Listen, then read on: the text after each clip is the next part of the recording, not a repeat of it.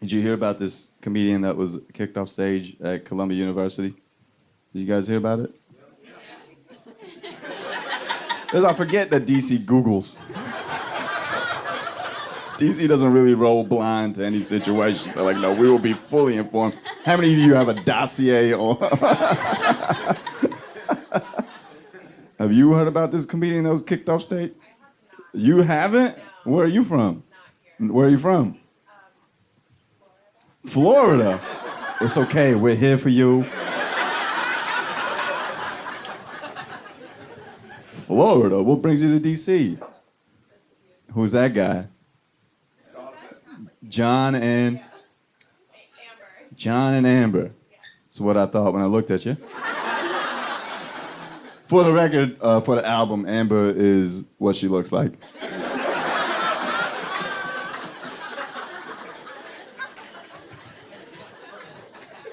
What do you do, John?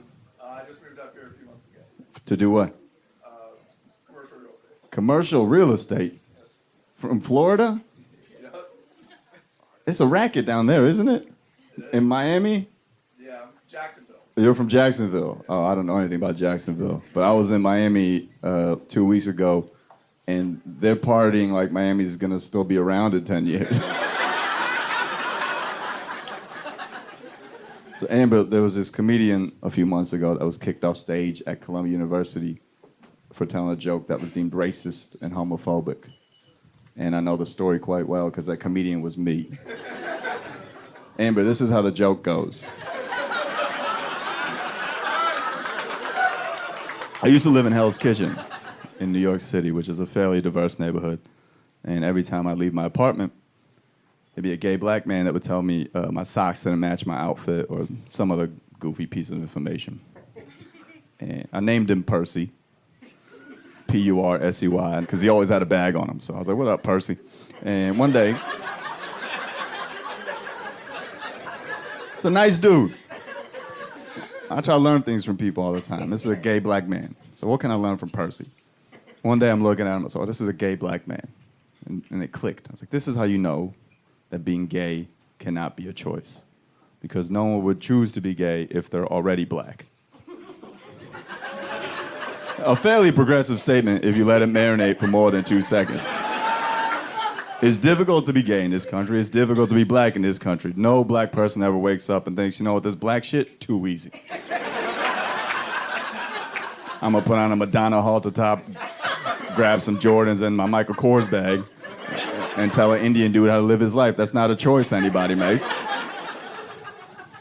You're born that way. That's the whole point. I told that joke on stage at Columbia University in November of 2018. And then my mic got cut. I got kicked off stage. And I started trending on Yahoo.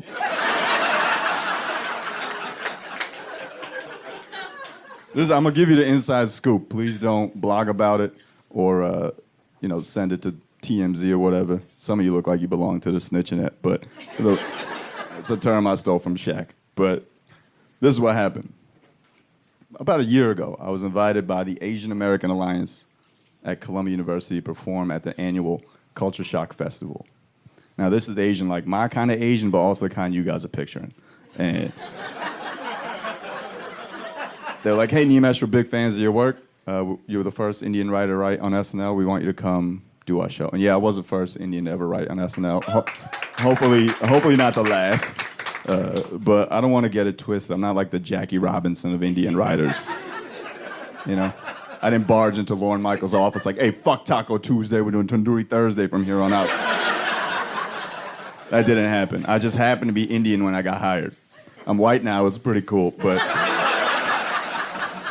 I'm enjoying this privilege. Like, hey, Nimesh, come perform. I was like, all right, that sounds dope. Get to the show, and it's full of 400 Asian kids all hanging out, having a good time. I get on stage. About 17 minutes in, I'll tell that joke. And it bombs. Like, it's dead quiet. You could hear people shitting in the bathroom. That's how quiet. But frankly, I knew it was going to bomb. Sometimes as a comedian, you do jokes for you. That was one for me. I was like, all right, get back to regular scheduled programming. 3 minutes later, the 3 young Asian women that invited me to do the show come on stage in one trench coat.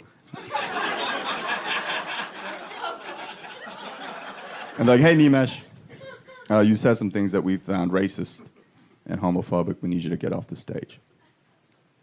And then they asked me if I have any closing remarks. And all of me wanted to say, I hope you all fail your finals. But I didn't say that.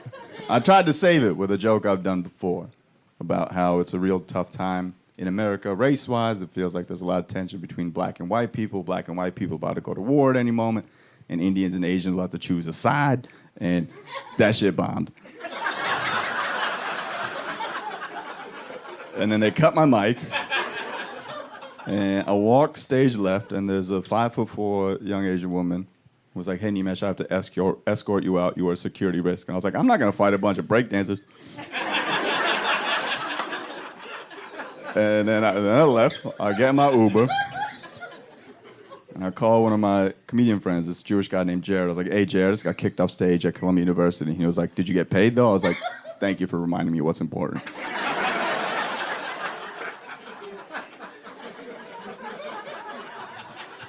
And then I get home. And then the next morning, I made the news. I was trending on Yahoo. I was featured on Breitbart. Me, a hero on Breitbart. Tucker Carlson emailed me twice to come on the show. Hey, come do the program. Nah, you're too thirsty for this talk. I ain't coming on your fucking show. But quite frankly, I should have gone on Tucker Carlson because the second half of that being gay isn't a choice joke. I say, well, there's one person who I think chooses whether or not to be gay on a daily basis, and that man is Mike Pence. And Mike Pence chooses to not be gay every day. I'm getting a real Republican vibe from this half of the room.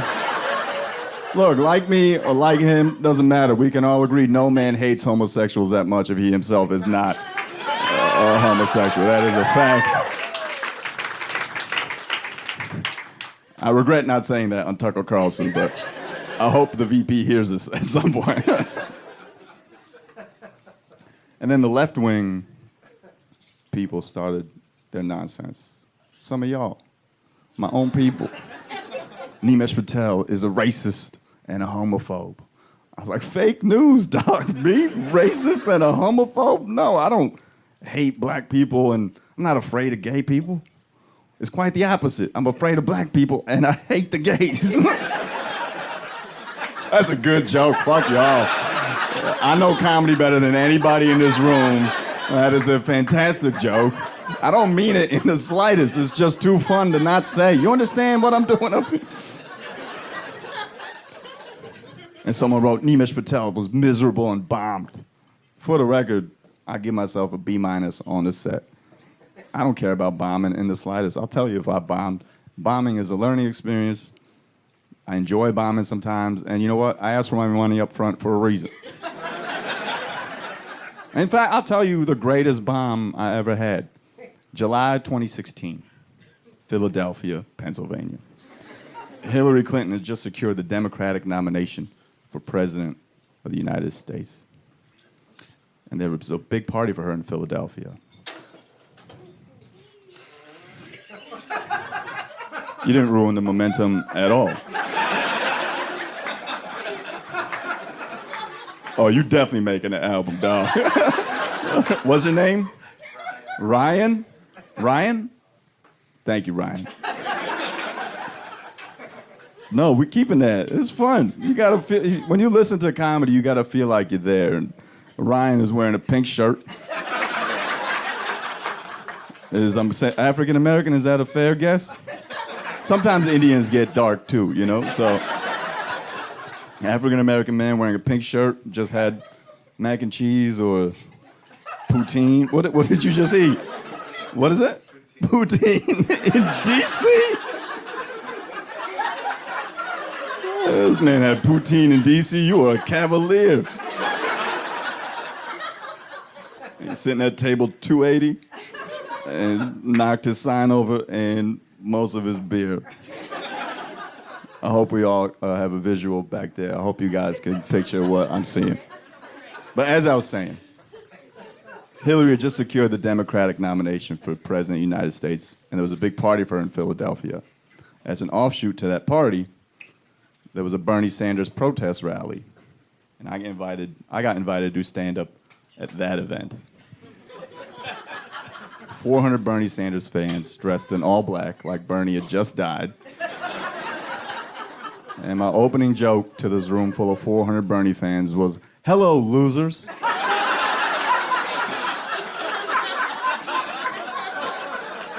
Sometimes comedy's for the comedian.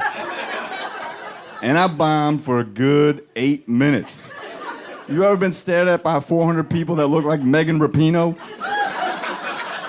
It's hilarious.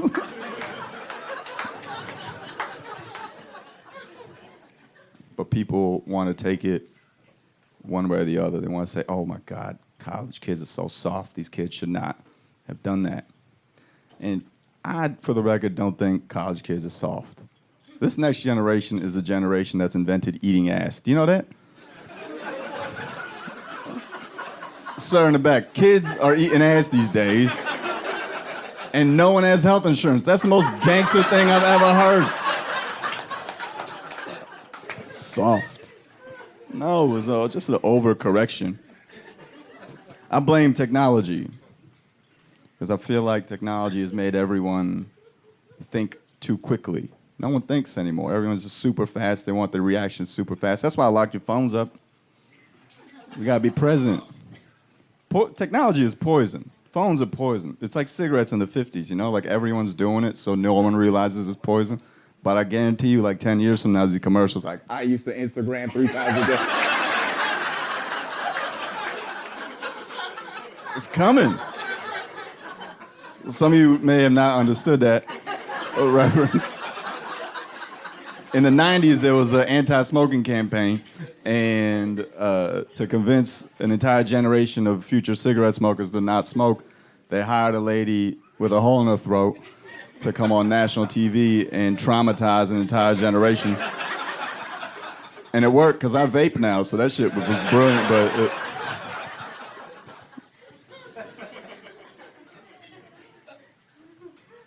College kids. Honestly, the toughest part has been trying to explain this to my 60-year-old Indian parents. Because they understand comedy, but when I got kicked off stage and made the news, they're like, is this guy's career over? Oh, shit. He can't start over. I was on the second page of the New York Post. George Bush dying, page 1. Page 2, Nimesh Patel getting kicked off stage at Columbia University. And someone brought a copy of the paper to my dad. And they're like, yo, isn't this your son? My dad's like, I don't know that motherfucker at all. And then my mom texted me. She said, hey, what happened at Columbia? And I said, I got rejected again. I don't know what else to tell you. College is a scam anyway. It really is. You go to college so you get a good job. And then when you get that job, what do they tell you? Hey, forget everything you learned at school. We have our own way of doing things here at Target. It's like, why did I go to... I feel like everyone's just chasing fame on their phones now. Everyone does things for the Instagram likes. It's like, oh, I hope people like me. People drop sex tapes to chase fame. That's like the sucking dick for crack equivalent of technology. You drop a sex tape. I might drop one if comedy doesn't go the way I need it to. It'll be me fucking a gay black man wearing a Columbia University sweatshirt.